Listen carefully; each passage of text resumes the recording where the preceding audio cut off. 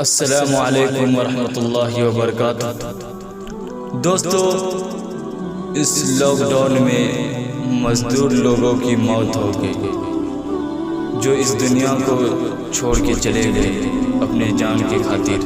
तो आइए इसी के हवाले से पढ़ता हूँ, मुलाज़ा फरमा लें।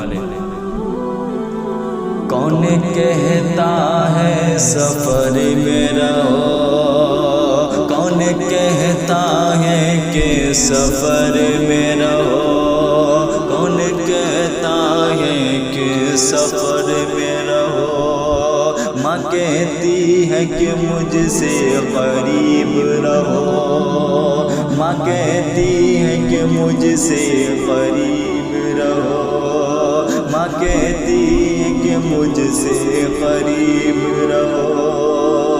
दो रोटियों के वास्ते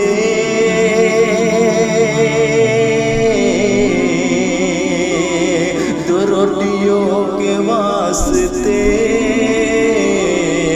छोड़ के चले गए, छोड़ के चले गए, छोड़ के चले गए।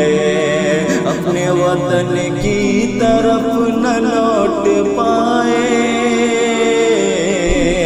अपने वतन की तरफ न लौट पाए। माँ दिन रात रोती रही, माँ दिन रात रोती रही मासूम के लिए, माँ दिन रात रोती रही मासूम के लिए। अपने वतन की तरफ न लौट पाए, दो रोटियों के वास्ते छोड़ चले गए, दो रोटियों के वास्ते छोड़ चले गए। अपनी जान कुर्बान कर दिया,